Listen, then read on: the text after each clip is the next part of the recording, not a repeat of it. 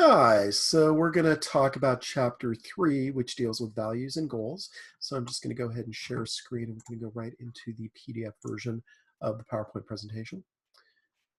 And objectives here, defining core values and identifying your own personal core values. Again, values and goals are obviously going to be intertwined. We'll talk about that a little bit as we proceed through the chapter.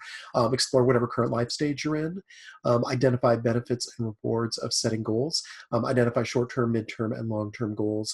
Apply the SMART goal model to your goals. And I'm also going to talk a little bit about ABCS goals as well. That's a different model. Again, both of these, one or the other, will come into play when you do your self-change presentation toward the end of the semester. And then brainstorming long-term, midterm, and short-term goals to create a personal action plan. Okay. So core values, first of all, just a compass that helps you make decisions and choices, things that you believe are fundamentally important in the way you live and work, right? So this can determine, again, this can be determined by religious beliefs, by political leanings, by how you grew up, just how you see the world. All those things can come in. That helps determine your priorities and measures by which you judge yourself and judge others. So important to know those sorts of things, right? So, and criteria for core values, freely chosen from amongst alternatives after consideration and thought, prized, cherished, and considered precious, and publicly affirmed when appropriate, and then acted upon consistently, modeled for others, and pursued even when there are consequences for doing so. So very, very important things. Some various links here to assessments for identifying values. So those are things that you can check out if you are curious. There's also some worksheet type things in the chapter 3 portfolio. So go ahead and make sure that you're looking through all of that. So then we move to stages of life, right? So again, most traditional college students are going to be in that 18 to 26 range. So either you're coming straight out of high school, or maybe you're doing military service first, and then you're immediately after that on a GI Bill doing that. So it takes into account that group. Some people have gap years, travel, things like that. They characterize this by tending to make choices that are more tentative, more short range, and support a desire for autonomy, right? Because again, a lot of times when you are in this age group, you are recently out of the house from your parents, or you're about to be. From 27 to 31, your young adults may rethink decisions and lean toward more permanent choices. And then when you're in the adult range, you're 32 to 42, tend to have a greater sense of commitment and stability as shown by choices. So there might be things that you do when you are younger. By the time you hit this zone, a lot of people are getting married, starting families around that. Not necessarily entirely the case 100%, but the tendency might be towards more towards that, okay? This is an interesting quote here again to kind of segue into goal setting. This kind of idea of a dream with a deadline, right? That you can just dream that you want to do something, but if you don't fix a deadline to it, if you don't have a plan around getting to that goal, then it may just sort of remain a dream, and it might be something that is elusive, versus if you pursue a goal and have a certain set deadline, which we're going to talk about in a second, the importance of that facet of goal setting, then that is super helpful. That's something that you can work towards and have a calendar towards, and then think about the short, the medium, and the long-term goals, right? So these are just benefits of goal setting. These make sense. I'm not going to review these individually, but I'll let you gaze upon this for a moment. Again, there's some good obviously benefits of setting goals, right? So, and then types of goals. So this is really important. This is something that we'll want to focus on a little bit, right? So again, this kind of idea of a long-term goal, first of all, graduating college, everything you want to happen thereafter. If there's a set career that you're trying for, getting a job in that particular career might be kind of the ultimate goal at the end of this phase of your life, right? So, again, if it's graduating with a bachelor's degree, obviously you can't do that at ACC. You have to transfer to a four-year school, but there will certainly be things that you can do at ACC semester by semester to get you towards that. So thinking about midterm goals, so transferring to a four-year might be a midterm goal within that, and then short-term goals, right? So performing well on tests and assignments individually fall into that. Midterm goals, so 6 months to 2 years, generally, things that you want to do. So when you're thinking about your school plan, you're kind of thinking semester by semester, right? And that falls into that midterm goal category. And then short-term goals today, the next few days or weeks, right? So these are things that you immediately need to do, right? So they talk about trying to get a bill paid. Again, the A on the upcoming exam, which I'll have, right? So pretty soon here. And oftentimes they're defined in relation to midterm or long-term goals, right? So again, kind of the idea with this is that a short-term goal is not in and of itself the end, but it is merely kind of a stop on the way towards these kind of larger goals. But again, short-term goals will help you towards both midterm and long-term. All right. And then, so example here, if you're trying to get a bachelor's degree from UT, there are things that you need to do, GPAs that you need to get, be accepted. So you need to fill out an application and do everything that needs to happen there. And then if you are trying to get a certain GPA, there's obviously things that you can do performance-wise on various assignments and tests that will help you towards that midterm goal, right? So if you neglect the short-term goal part of that and don't perform well on tests or assignments, then you won't be able to, again, fulfill those midterm and long-term goals. So they all work together. And then categories here. So again, they can be, obviously academic or career oriented, but there are all sorts of things too. So when you think about your self-change project, it doesn't necessarily need to be a school related type of thing.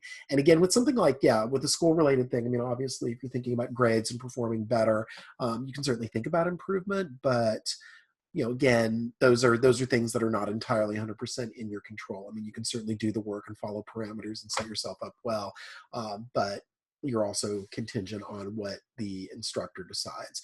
Whereas if it's something that is maybe kind of more financial or health related, as long as things in your life stay stable, then those are kind of more within your control because they're just things that you are doing, right? Decisions that you are making.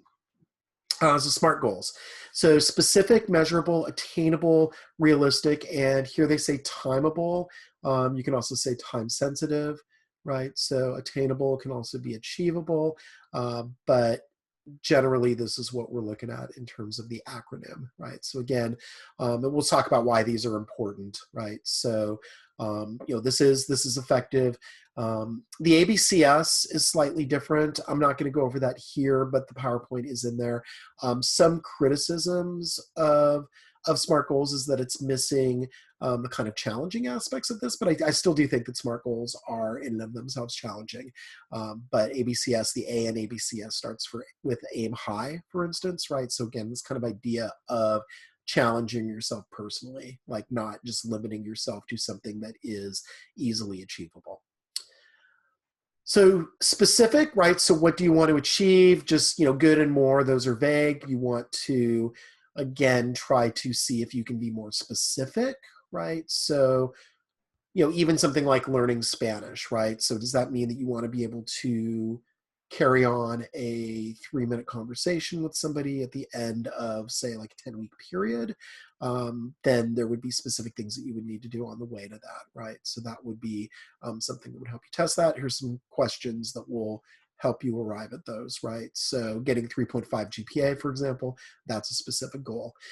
So that ties into measurable, right? So again, this kind of idea of, if you say you just want to get good or get better, you can't really measure that. If you're saying a 3-minute conversation, or you want to, you're a runner and let's say you run a 10-minute mile and you want to get down to an 8-minute mile at the end of a month, then that might be a challenging goal, but you have some kind of ways to measure that, and you can see improvement, again, just kind of based on how much you run, how much endurance you build up, and then what you're able to do in terms of working on your speed, right? So again, how much, how many, how often, right? So sometimes in the self-change project, people will have study time that they will do, right? And again, you want to make sure that that's quality study time if you're doing that, but that can be one way to measure, right? Again, kind of the idea here is that if you study a certain number of hours per week, then you may be more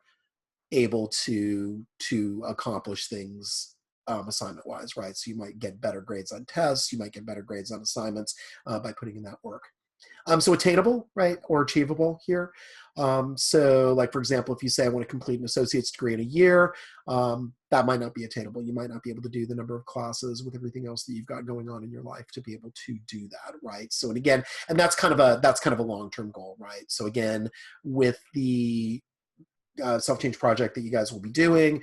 Obviously, you're going to be in the kind of short to medium range sort of territory, because again, you're going to be just doing something over the course of a few weeks, right? So you're typically going to think about times during this where you can, again, think about like what you're able to do kind of within a certain window.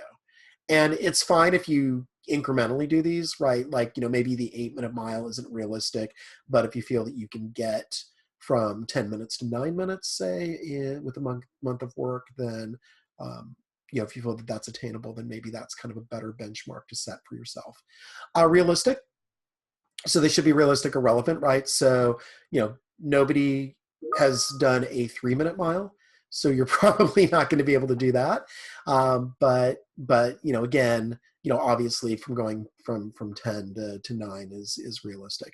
If you set something that's not realistic, then that's just going to dishearten you, I think, eventually.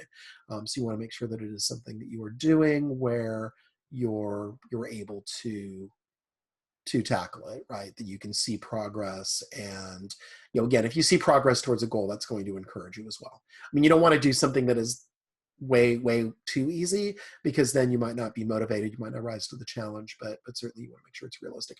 And then timeable, right? So clear deadline.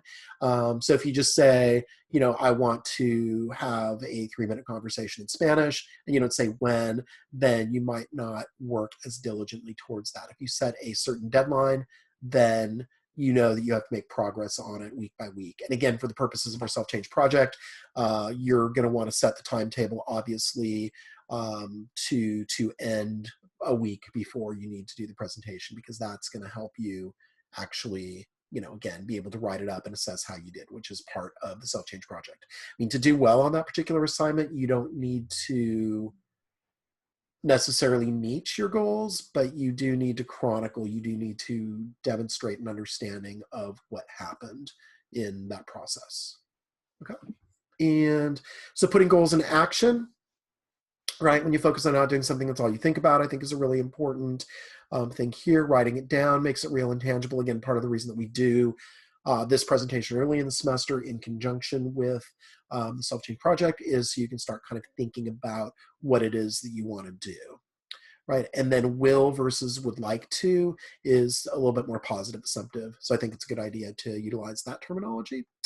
And then just kind of the idea of sticking with it, right? Making an action plan, using goals to create a to-do list, right? So that's going to be mixed in with kind of the other stuff that you're doing in your life. But if you do commit to something, then you want to make sure that you are thinking about it on, if not a everyday basis, most every day, right? So depending on what it is, and then rewarding yourself for a job well done, right? So you'll notice in the self-change project, there will be, rewards and punishments that you'll create for yourself for not doing things for a particular week or doing things for a particular week.